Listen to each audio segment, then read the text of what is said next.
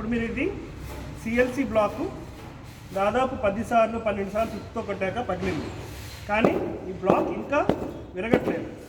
ఎందుకంటే ఈ సిఎల్సి బ్లాక్లో సిమెంట్తో చేసిన బ్లాకే కాదు, ఈ సిఎల్సి బ్లాక్లో ఫైబర్ కూడా కనపడుతుంది.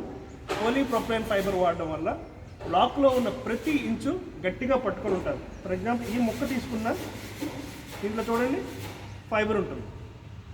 దీన్ని సిఎల్సి బ్లాక్ అనే కాదు, ఫైబర్ బేస్డ్ కాంక్రీట్ బ్లాక్ అని కూడా దీన్ని మనం పిలుస్తాం. ఈ బ్లాక్ లిఫ్ట్ చేయడానికి ట్రై చేస్తాను. ఇంకా మీరు క్రాక్స్ ఉన్నా ఇది కూడా ఫైబర్ గట్టిగా పట్టుకోవడం వల్ల ఈ ముక్కలు ఓడట్లేదు.